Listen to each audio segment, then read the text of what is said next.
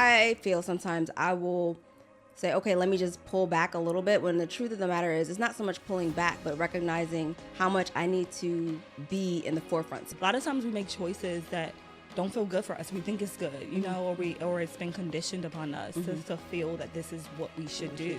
And I don't think that's really being successful to me. I know entrepreneurship, it's a journey, and it tests a lot of different aspects of you as a person, right? As long as you're immersed in your industry, you'll always find ways that you can grow in that industry if that's what you desire to do.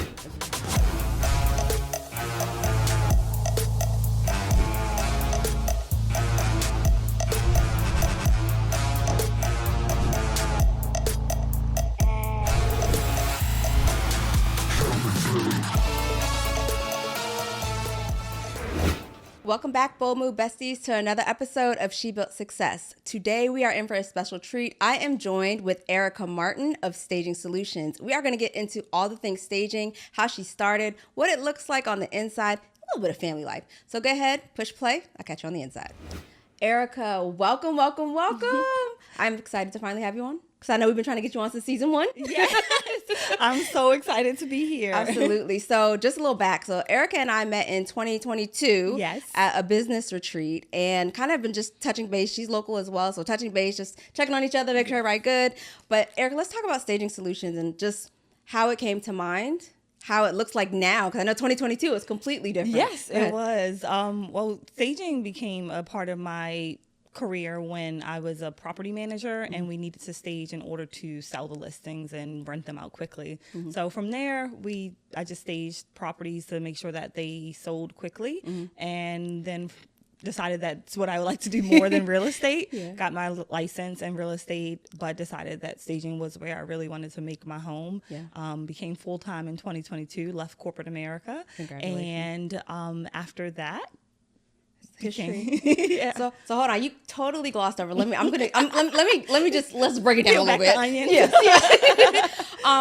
No, so I remember when we were talking, and you said where you were actually storing the furniture, like the different props and things like that, and you had like a whole. I remember it was at one point you were like, "It's chaos and confusion, but we're gonna get it together." Yes. Can we talk about the space, the fact that you've been featured in the news? Go ahead. Yeah. So at one point we have been storing furniture from storage units to our garage, to our 3-car garages. Each bay of a staging, couches in one, inventory for knickknacks in another, and then our carriage house has everything else. So that is no longer the case. We have a great big warehouse that we are so grateful to have. We have truly been blessed in our expansion and the things that we manifested for this company. So, no longer in the garage. No longer in the garage. Wow. We don't park our cars there though. Okay, that's okay. I just still keep it open for all of the deliveries that come. Yeah. But so you do still rotate a lot of like different furniture, different pieces in and out the warehouse even now? Yes. Yeah. Well, that's a huge part of the business. It's very transient in the sense that like one house might need something and then it comes out, it sells, it comes back to the warehouse, and then we use it for another property in a different way. But it's very transient. Everything is always moving in and out of the warehouse. Yeah. Staging. So I've seen some of the homes on IG, and we'll have our IG linked, and it is so elegant. I mean, what is your process when you're coming up with what a space looks like? And I remember one video you've had many, but one of them in particular was a larger home. Yeah. And I don't remember if you did the before, but I remember seeing the after, and I'm like, oh my gosh, this is gorgeous. Yeah. So what's your process when you're going through staging? Yeah, so I really think about, because I did all sides of the transaction, I really approach it from the perspective of how would the listing agent want to present this, because most of the time when people are showing the house, they're with the buyer. So I want to make sure that we're propositioning the home in a space where the listing agent is selling it for the homeowner, buyer, whoever, and that might be the homeowner as opposed to the listing agent, but I'm really telling the home story without the presence of the homeowners or who has the potential to be there. So because I have a background in real estate, I think about the demographics, the psychographics, who's going to buy it, is it going to be a young couple, it's going to be an old couple, like who is likely the target. While staging, we really have to keep it general because we're trying to sell to the masses. I do dive in though. I go very unique in a sense what every house, I've never done the same exact setup in any house, even though we have a lot of the same furniture. I make it very personal and I really tell a story. And I think once I create that narrative, I lie to you not, that's who buys it. Wow. It really happens that way because I really get in tune with the agent, what the, you know, what the area is like. And I take a really deep dive approach into staging more than I think other industries would do so. And so, but I also have a design eye. Yes. So that is something that I really take a part of our stagings. Do your clients sometimes interact in that process? Meaning, now listen, I don't know much about staging except for the end product, which is gorgeous. But do they, like, let's say you have a notebook of some sort, like fabrics or color palettes, or is it kind of you get free reign to say, hey, this is what we're going to come up with? Yeah, for sure. So staging is definitely not personal. I do not, they're supposed to be detaching from the home. So they are not allowed to tell me what to put in there or have any creative say in the process because I'm doing something that's strategic. They might not understand how you live in a home and how you sell it is two very different things. And that's what my job is to sell your home, not to make sure it's your taste. Yeah. Sometimes it's not necessarily my taste, but I know that's what the people who are looking for this home is going to buy. Now, if they're starting to pick fabrics, they're a design client. Got it. And that's a different thing. Okay, wait. You do design too? Yeah, okay, wait. Finish this thought. We're going to come right on into that. So with staging is very, we have mood boards and selections, and I might offer like for the home we just did this morning at 1 o'clock. It was like, that one was curated, but not by the homeowner. It was curated by me. So everything that was in there was specially selected for this home. But also I keep in mind if I can use it again. Can it be transformed into other inventories? Because this is not going to be the end place. Right. However, some people do want to buy the furniture. Really? Yes. And so you... Okay, keep going. We offer that service. Like either you can buy that furniture or I can just get you the exact same look with new furniture. Like with that, more. Sometimes it may be a piece that I'm like, I wouldn't recommend you live on this, but I can find you something sturdier. That is, a livable piece. Looking for. So that has happened many times where people are like, I want everything. And I have so many instances where I'm like, all right, you can't have this because I just want this to work. Inventory. But we're going to get you set up and make sure, and I'm going to make sure it's more for your home because again, how you stage it and how you live it is two totally different things. And I'm always very transparent about that with people. If they're just like, I like this. I'm like, what do you like about it? And then we talk about, and then they become a design client. Okay. So let's go right. Cause you just you put that transition and let's go talk about, I didn't know you did design. Okay, go ahead. How does that look like? We've been doing design for 2 years, but with the thing, I have a really big project right now that's taking design is so much more heavy because with staging, I don't have to have your opinion. It's like, I know it's a tactical purpose. You're selling it. That's the sale, the money, right? That's a product, an end product to a goal with the marketing tool of aesthetics in there. With design, it is your house. It's a very personal. It's very emotional. It is a lot of management. So I get to pull out my property management hat, which I've curated for 10 years. So that comes back, and it just is really nice to have all. Sometimes when you do something and you're jumping from thing to thing, and then it all comes together. And I feel like that's what this company does for me. It allows me to do the project managing, the creative side, the design side, the people side, the emotional side. And it's not a vanity industry at all because having a space where you feel comfortable, especially for people who work hard, it is a luxury industry, so everyone can't afford it. But the people who desire to have a designer curate their homes want to be there. And I want to make sure they want to be there. And they spend a lot of money to be there. They've worked really hard to get where they are. And it's just so rewarding to be able to create a space where they love to be. So I just really, really love that. Well, okay, so you said design space, and I was like, okay, sometimes people have like events or something at their home. Like, is that considered design, or is that like what do you call that? It's an event court. We do events too. That's actually another way how we got started. So we did our own wedding. We planned our entire wedding. And at the time, my husband and I had a company called Turn Up Society, and it was like with a turn up, and it was upside down. Because I love to garden, right? Yes. At that time we did Turn Up Society, and we did like events, and he was working at Red Bull, and they had Subaru events. So he took his background in warehousing, and I took my background in and we used to do like small events for the community and things like that.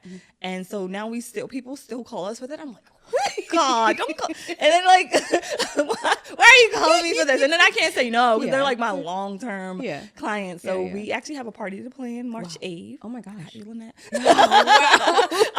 And this is in someone's home. It's a client who we've been in their home and they want us to make their home transform ready. Yeah. So these walls hold a lot of things, and we're the people to transform them into the things that you want it to be that time. Wow, I love it. I love it. Okay, so I know entrepreneurship, it's a journey, and it tests a lot of different aspects of you as a person, right? Yes. What are some things or challenges that you faced getting from even before 2022 when you were just in the industry, you know, property management, real estate? What are some of the challenges that you faced to bring you to where you are today? Yeah. Oh, it's a lot. We don't have that much time, but it is very challenging. Challenging is not necessarily a bad thing. I've learned to embrace the challenges because if I'm not approached with challenges, that means I'm doing something that I'm very familiar with, and I can't grow like that. My company can't grow like that. I definitely can't grow as a person. But luckily with the property management and the real estate background, I've always had a boss who made me feel empowered. Like I was my own boss. So I never really had a schedule to adhere to. So I already had like a taste of entrepreneurship. And I was like, I can't go back to working for someone else, right? And so when COVID happened and my boss was like, I'm out of here. I'm going, like I'm out of here. I'm going back to wherever I'm going. I'm not sticking around for this. And I was like, I think this is the time to dive in. And a lot of the challenges have been doing things for the first time that no one has shown me how to do, that no one has told me about, no one has given me direction on how to do these things. So that is incredibly challenging because you get around, luckily I've reached out to mentors in this industry, and you're like, it's like you don't know what you don't know, and then you're like, oh man, I wish I didn't know it though. Can we undo that? Like so now I gotta fix this. Just not knowing about things, but when you discover it and acting on it, that shows how you can persevere with it. And you mentioned growth, which I think is important. I think a lot of times when entrepreneurs get in a space and like you said, they get comfortable, there's no longer the growth. Then they get bored or they say they don't want to do it anymore.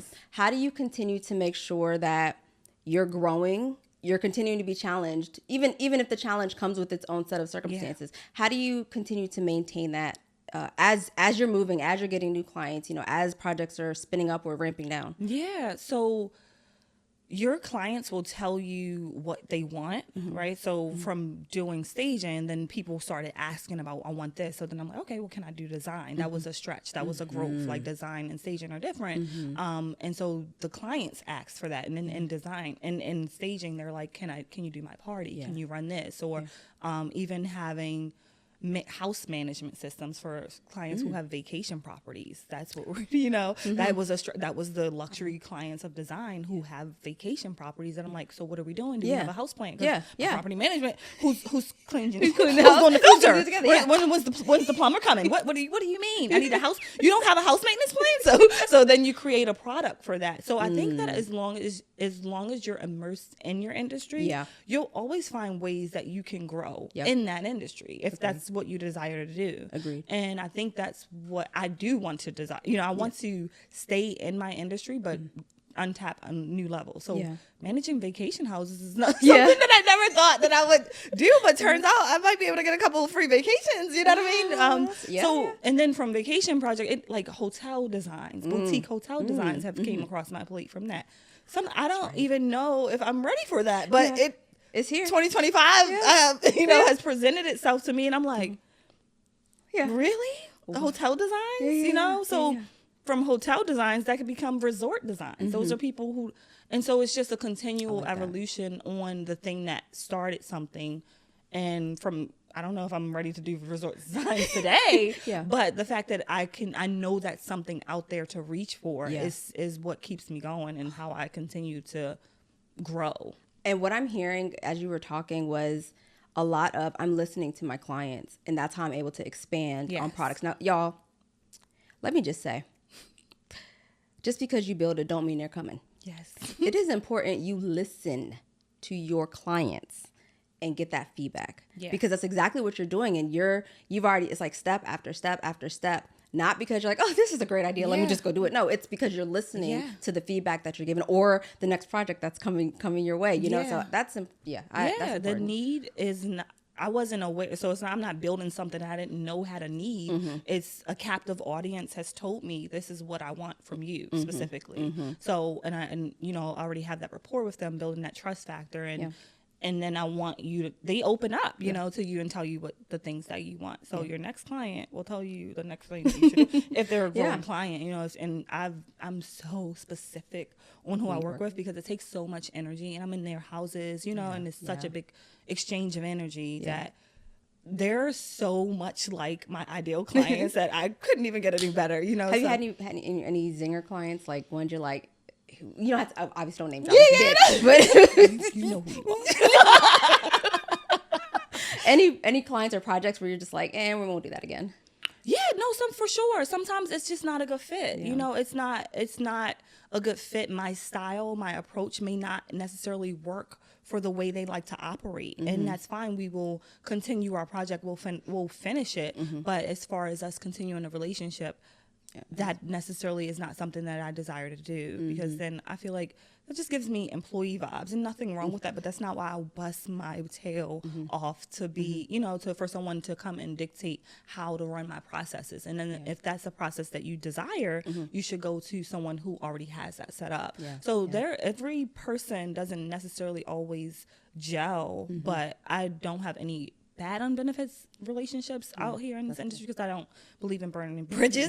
But I do just believe that some people are just not your ideal clients, you know, and I'm so specific on that, on who my ideal clients are, that it kind of helps me when deciding to take projects. But sometimes you just don't know until you start to work with someone. Absolutely. And then they reveal to you that they're just, you know, you guys aren't aligned. And that's okay. There's nothing wrong with the way they like things done. There's nothing wrong with the way I'm doing things. But sometimes when I already mentioned the doubt about like not knowing, and you get a client who is totally against what you are presenting, you're like, am I doing this wrong? You know, am I doing this right?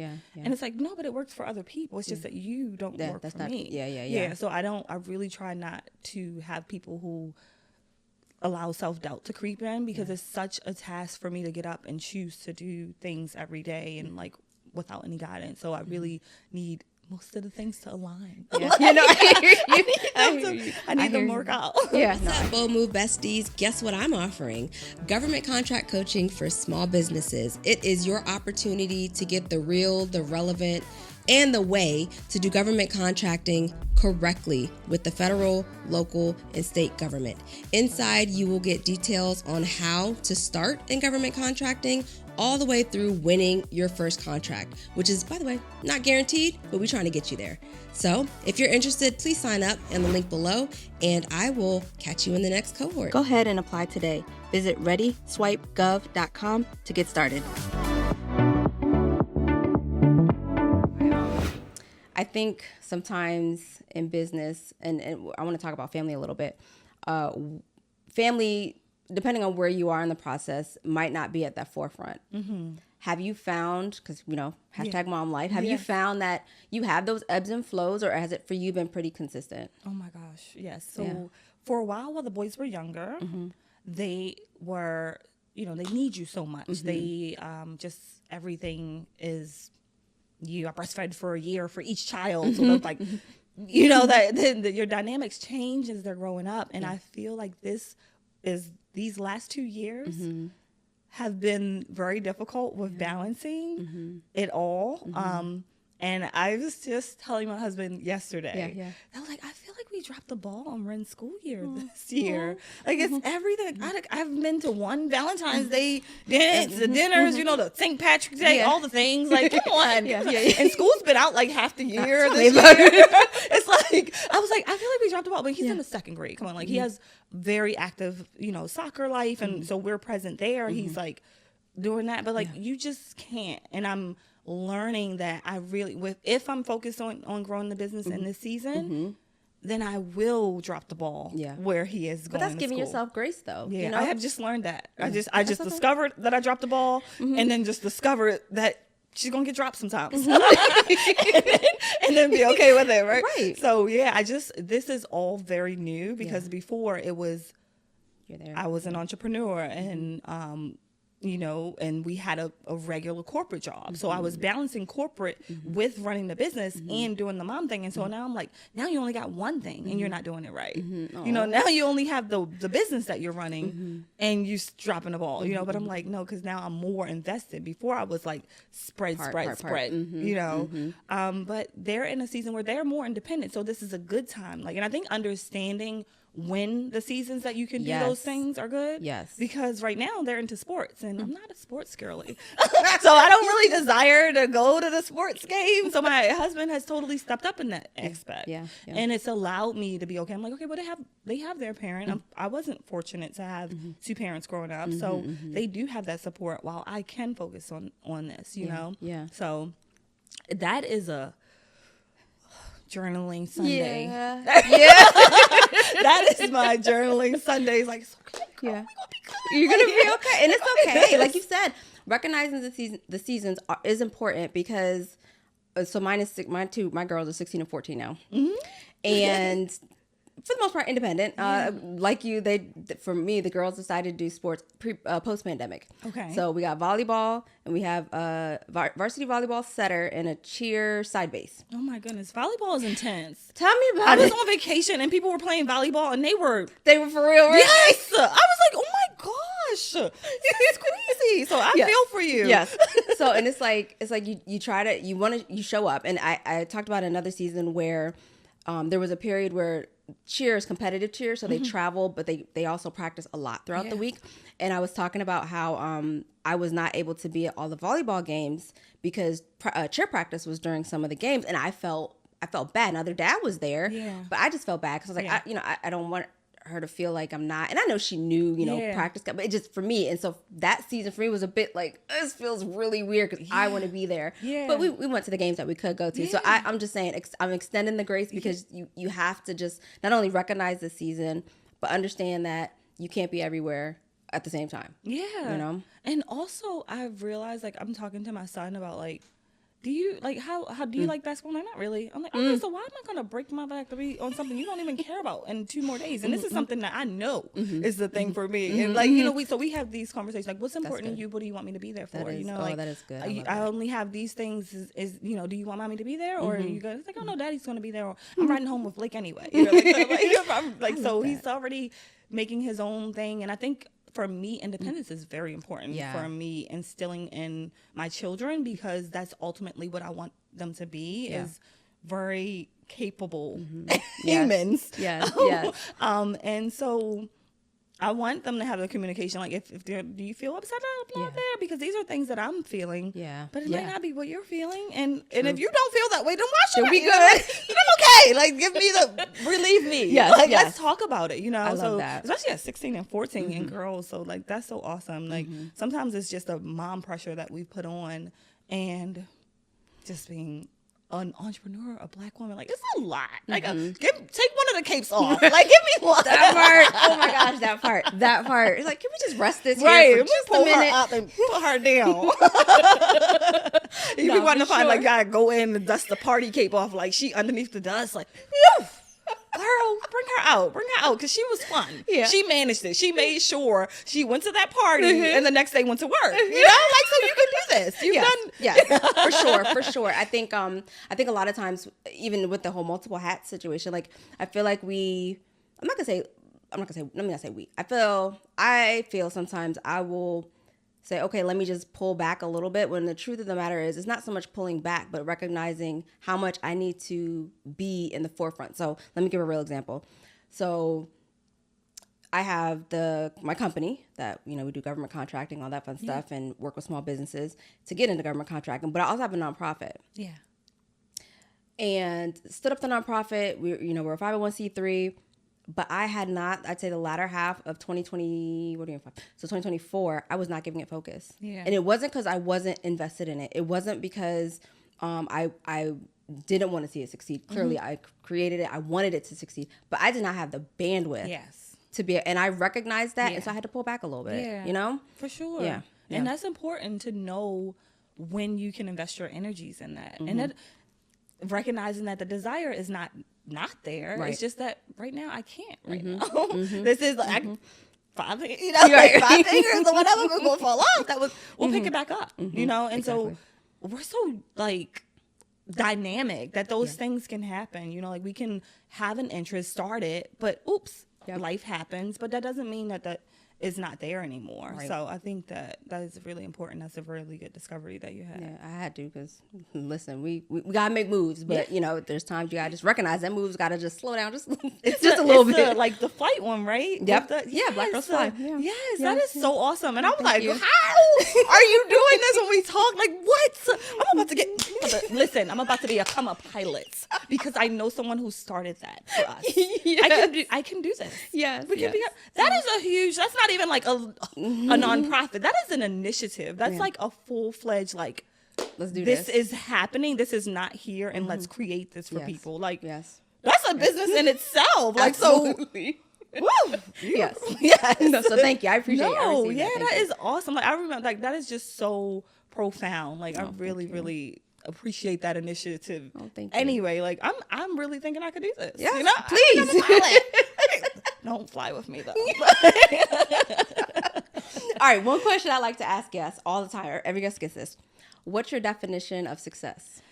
It depends on the day, really. I really think that depends on the day. I could be, so if I'm having a really rough day, my success could be get up, get the kids out, get them to school that day, and make that's sure true. they eat. It could be cereal. That's successful. Yes. Right? Yes.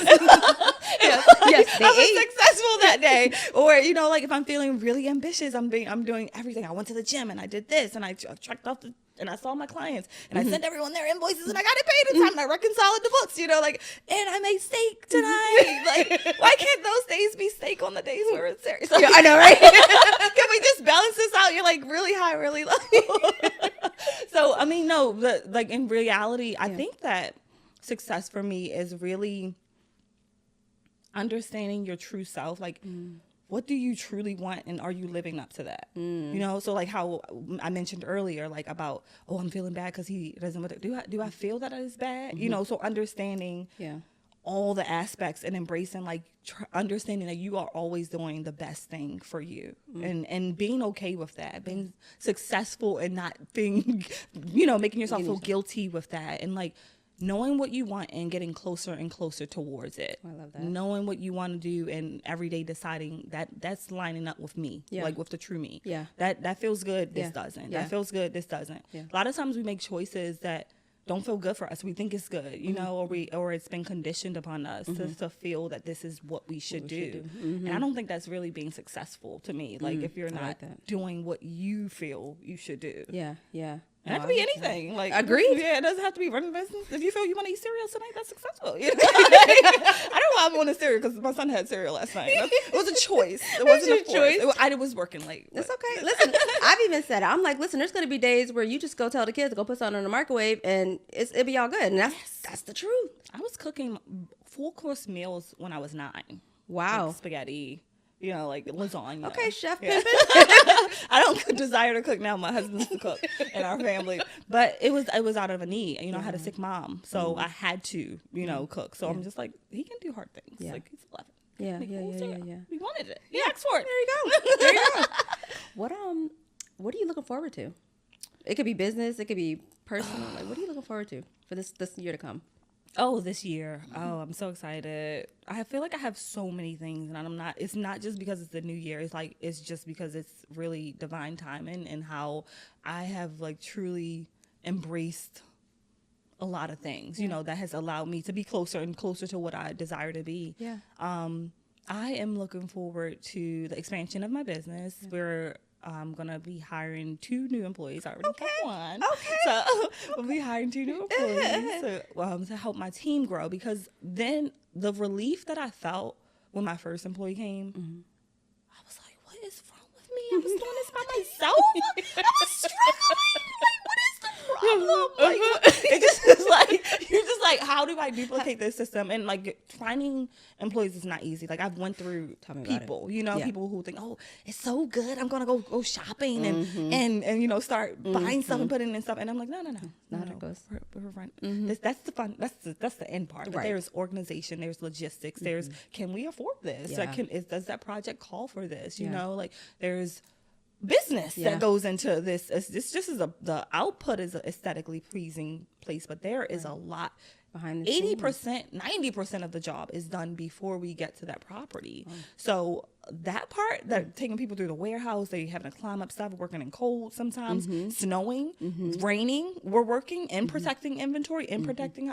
That is some stuff, you know. So I've went through people. And I don't have a person. That's my person. And I'm like, we got to duplicate this system. How do we find more people?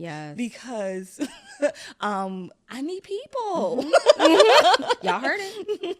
So what you mentioned, I forgot to ask you this earlier about moving the furnitures or just the different props and things that you're using for staging. Do you still have I think you were using like I don't remember if you were renting trucks. Do you still do that? No, we were using a moving company. And I've been working with them since 2016 from when I was working and doing corporate. But we've expanded. We still use them for some of our smaller jobs, but we do have a bigger moving company, you know, like as you grow more stuff. And like gotta get more people who are more efficient, like white glove services, like you know, movers. It's like a demo guy versus a carpenter. You know? Like those are specialties, and we have expanded to fit who needs this. You know, every house is not the same. Every product is not the same. Like the people who I use for the penthouse can't be the same people I use for another house. You know, because they have a very, very special set of skills. And it costs money. Like so. At this point, I don't have my own truck, but I desire to. That's one of the things that I'm looking forward to having my own truck. But I'm also a little bit like, I don't need nothing else to manage. I don't want to do it. I'm good. I don't want to do the DOT thing. Like so, I'm torn between, you know, do I want to have this in house or is it something that this is an expense that means it's covered? You know, like that means that we don't have to worry about it. Then we don't have to worry about flat tires and gas and oil changes and something else to manage. So I do want to get a truck, but I'm also that's something I'm looking forward to trying to figure out if that works for us. Looking forward to the vacations that I'm planning on taking this year because I am fully engulfed in vacations. That's year. Okay. There's nothing wrong with that. Take your downtime. You gotta like see what you work hard for. For me, that's how I like to enjoy it. I'm very much a service person. I will get a massage, a facial for 12 days straight. And, and pamper me, just sit me in a room, give me room service. That's how I like to decompress. Because I get like, I'm a service-based industry, and so I'm pouring. And I like to go and get filled up in that way. So I can always make sure every time I do it, I go to like a high-end service so I can make sure that that's what we provide for our clients too, you know? So I'm like, I want them to feel like that, like taken care of, you know? I want them to feel like everything is done for covered. them. So being in the luxury industry, I think it's important to step out and see other luxury industries. I like that. So, but I think that's what I'm looking for, just learning more about me and myself and trying to figure out the industry and how it all fits with family. And trying to figure out how this family and this fits and the friends and the drinking the water and stuff like that, you know. Like I love it. For sure. Well, Erica, it was a pleasure. Is there anything parting you leave with the audience? Any last words? Any wisdom? I don't think I have. She's like, I'm good. No, I just don't think I don't know what I you do. Say. This was beautiful. I genuinely am appreciative of being able to just finally sit down and catch up and have the real conversation and understand what goes on behind Staging Solutions and what it means to be a mom and live life to its fullest, because that's what you're doing right now. So that's I'm gonna leave that wisdom. That's y'all's wisdom. No, but Erica, for real, thank you so much. Yes, it's been a pleasure. Absolute pleasure. Thank you. All right, Bold Move besties, here is your homework. I want you to think about what it is that brings you joy and how you can insert more of that into your life. Until next time, Bold Move besties, I'll catch you on the next episode of She Built Success. Bye.